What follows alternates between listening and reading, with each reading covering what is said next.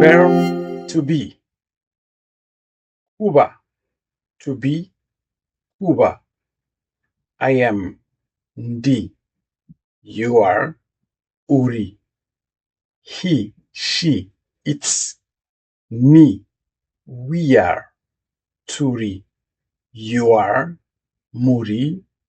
They are. Ni. I am a Rwandan. Ndi umunyarwanda. You are an American. Uri umunyamerika. She is very beautiful. Ni mwiza cyane. He is handsome. Ni mwiza. We are brothers and sisters. Turi abavandimwe.